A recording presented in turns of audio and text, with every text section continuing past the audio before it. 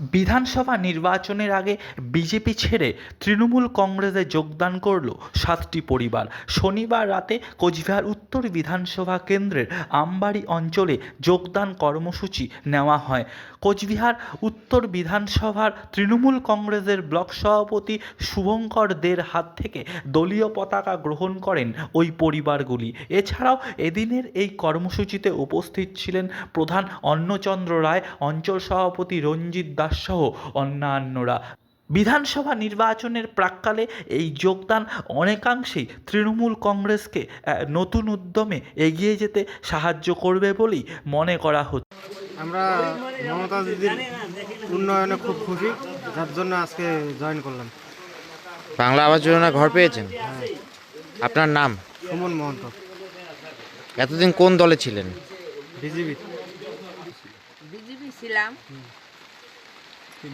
3 আঙ্গুলে যোগদান করলাম। কোনো সরকারি সুযোগ সুবিধা পাচ্ছেন? না, ওই যে ভাতাটাই পাই করতে। ভাতা পাচ্ছেন? হ্যাঁ। আপনার নাম? পাইলাম। আচ্ছা, আপনার নাম? আমার নাম সুমতি। দেখুন, কোচবিহার 2 নম্বর ব্লকের বিভিন্ন এলাকা এবং বিভিন্ন বুথে প্রতিদিনই যোগদান কর্মসূচি হচ্ছে। আজকে আমবাড়িতে একটা ব্যাপক যোগদান কর্মসূচি হলো। বিজেপি ছেড়ে বহু পরিবার আজকে তৃণমূল কংগ্রেসে যোগদান করলেন। তাদেরকে দলের পক্ষ থেকে স্বাগত জানাচ্ছি এবং তারা নিজেরাই স্বীকার করলেন মমতা ব্যানার্জির প্রত্যেকটা উন্নয়ন তাদের ঘরে ঢুকেছে। এটাই আমাদের জয়। আগামী দিনে উত্তর বিধানসভা নির্বাচনে মানুষ তৃণমূলের পক্ষে থাকবে, এটা পরিষ্কার বোঝা যাচ্ছে।